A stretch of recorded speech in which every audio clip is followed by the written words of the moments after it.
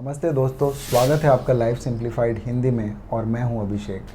दोस्तों, आज हम बात करने वाले हैं एक ऐसी किताब की जो एक रेवोल्यूशनरी गुरु ने लिखी है जिनका नाम है ओशो रजनीश। दोस्तों, ओशो के बारे में तो आप सभी ने सुना होगा और ये कितने बड़े एक व्यक्तित्व थे जिनके पास नॉलेज का एक भंडार था। उन्होंने बहुत सारी किताबें लिखी हैं जिनमें से एक किताब है ये संभोग से समाधि की ओर। दोस्तों, आज ही मैंने ये किताब पढ़नी शुरू की है और मैंने इस किताब के पहले चैप्टर को पढ़ा है और इसके पहले ही चैप्टर को पढ़ के मुझे बहुत सारी चीज़ें यहाँ पे समझ में आई जो ओशो ने कहने की कोशिश की है।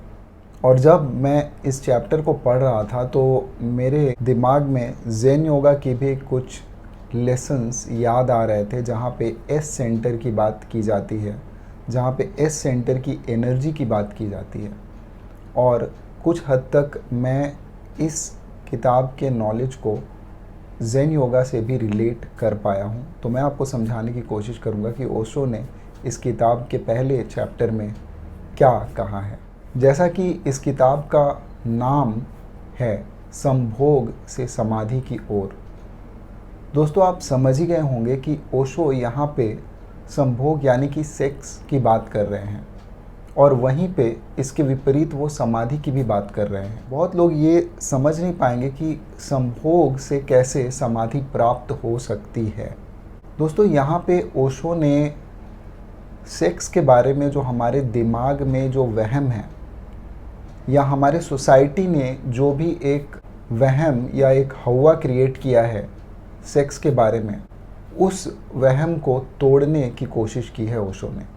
दोस्तों, वैसे तो हमारी सोसाइटी अभी काफ़ी इवॉल्व हो रही है, लेकिन अभी भी अगर देखा जाए तो सेक्स एक टैबू की तरह है हमारे सोसाइटी में, जिसे लोग अभी भी खुल के डिस्कस नहीं करते हैं, या ऐसा कह सकते हैं कि इसे अभी भी हमने अपने समाज में पूरी तरीके से स्वीकृत नहीं किया है, स्वीकार नहीं लिया है। स्वीकारने का मेरा मतलब ये है कि हम अपने फैमिली में, अपने नियर एंड डियर वन से इसके बारे में खुल के डिस्कस नहीं करते हैं। हम इसे एक बुरी चीज़ मानते हैं और कहीं ना कहीं हम अपने समाज में इस चीज़ को, सेक्स को पाप के रूप में मानते हैं। अगर कोई व्यक्ति मैरिड नहीं है, अगर कोई विवाहित नहीं है और अगर वो सेक्स की बातें करता है या सेक्स के बारे में समझना चाहता है तो हम उसे ये बोल देते हैं कि नहीं, अभी ये तुम्हारी उम्र नहीं है इसको डिस्कस करने की, या फिर हमें ये बोल दिया जाता है कि ये इसके बारे में बात मत करो, ये गंदी बात है, ये पाप है। तो इसी बात को ओशो ने यहाँ पे अपनी सोच को रखने की कोशिश की है कि क्यों हमें सेक्स के बारे में डिस्कस करना चाहिए, क्यों ये हमारे जीवन का एक बुनियादी हिस्सा है और इसके बिना हमारा जो जीवन क्रम है वो आगे बढ़ नहीं सकता। और अगर हम इस चीज़ को डिस्कस ना करें, अगर हम इस चीज़ को एक पाप के रूप में देखें, एक ऐसी चीज़ जो अच्छी नहीं है, गंदी है, एक घिनौनी चीज़ के रूप में देखें इस चीज़ को, तो ये कहीं ना कहीं हमारे माइंड को एक जड़ बुद्धि बना देता है, जिससे कि हमारी सोचने समझने की जो क्षमता है, हमारी जो आगे बढ़ने की क्षमता है, हमारी जो इवॉल्व होने की क्षमता है हमारे माइंड की, वो कहीं ना कहीं रुक जाती है। दोस्तों, यहाँ पे एक स्टोरी ओशो ने सुनाई है इस चीज़ को समझाते हुए कि एक फ़कीर हुआ करते थे और वो बाहर जा रहे थे किसी से मिलने, किसी के घर, और तभी उनके घर पे उनका एक मित्र आ पहुंचता है जो कि उनका बचपन का मित्र होता है। और वो अपने मित्र को देख के बहुत ही खुश हो जाते हैं और कहते हैं कि मैं अभी बाहर जा रहा हूँ, मैंने किसी को वचन दिया है किसी से मिलने का, तो मैं कुछ देर में वापस लौट के आ जाऊँगा, तब तक तुम मेरे घर में विश्राम कर सकते हो। तो इस बात पे उनका मित्र कहता है कि मैं विश्राम नहीं करूँगा, मैं भी चाहता हूँ कि मैं भी आपके साथ चले चलूँ, तो आपसे बातें मेरी हो जाएंगी। तो वो कहते हैं हाँ, अच्छी बात है, और वो अपने मित्र को अपने साथ ले जाने का निश्चय करते हैं।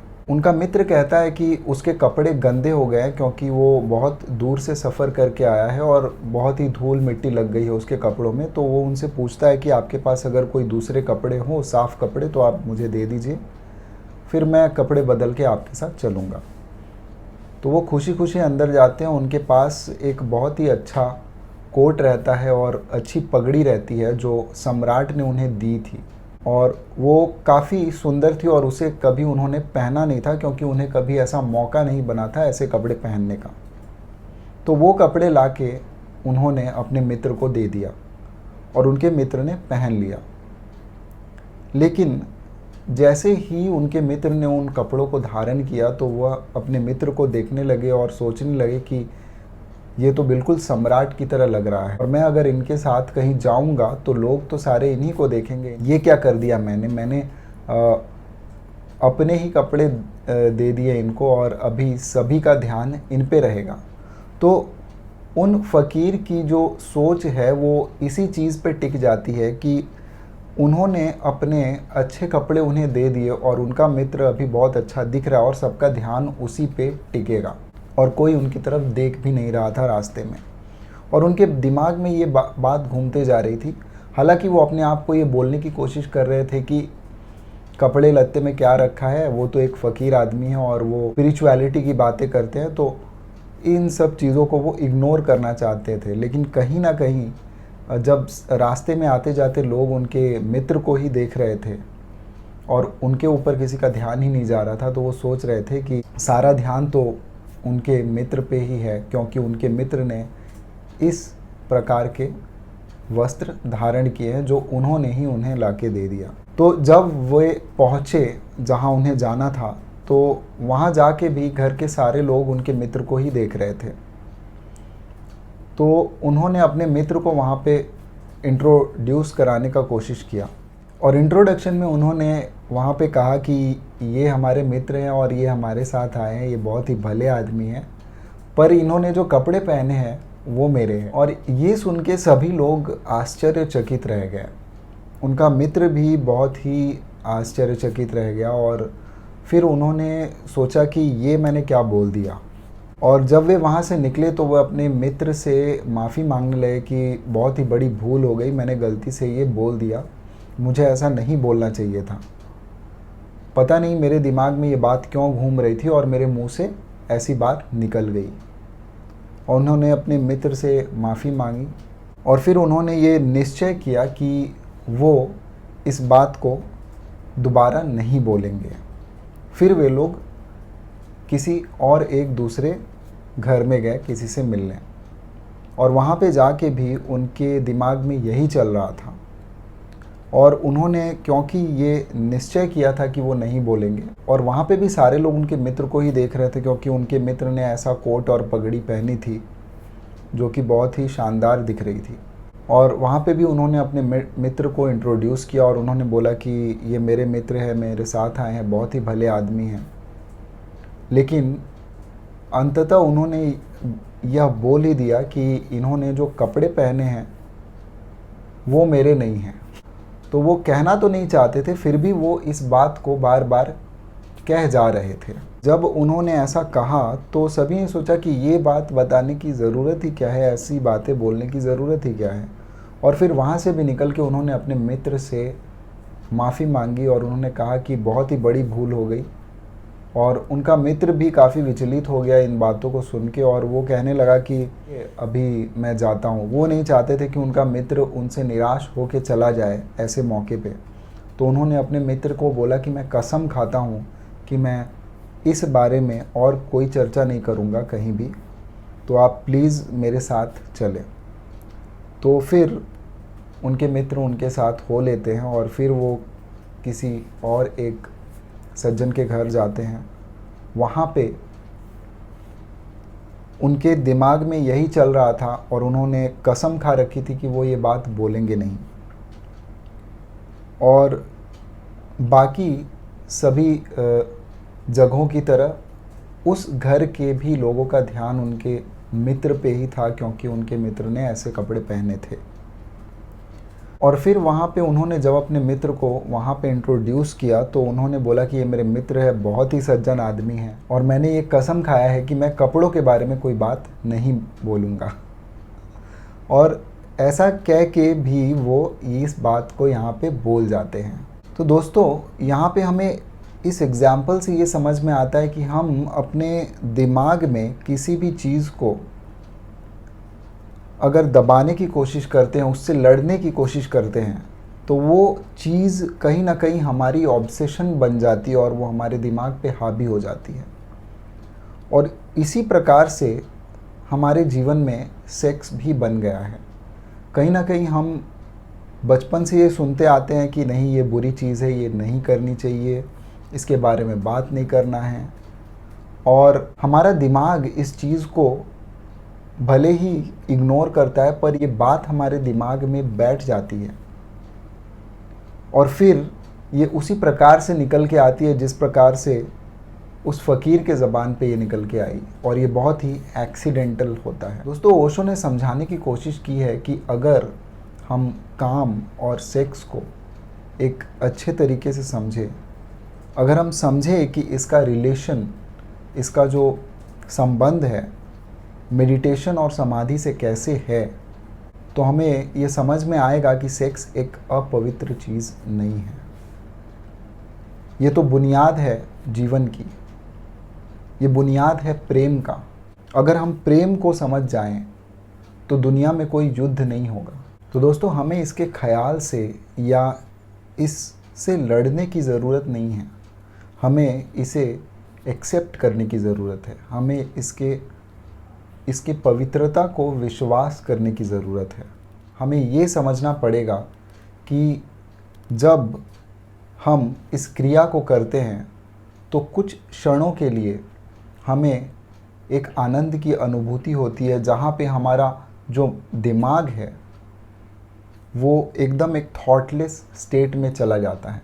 तो दोस्तों, जिन्होंने योगा और मेडिटेशन का आविष्कार किया है या इसके पीछे खोज में लगे हैं और जिन्होंने एनलाइटनमेंट पाई है, उन्होंने ज़रूर इस चीज़ को समझा होगा कि एक ऐसी स्टेट जहाँ पे हम थॉटलेस हो जाते हैं कुछ क्षणों के लिए, अगर ये स्टेट हमारे साथ 24 घंटे रहे तो हम कितने ब्लिस में जिएंगे।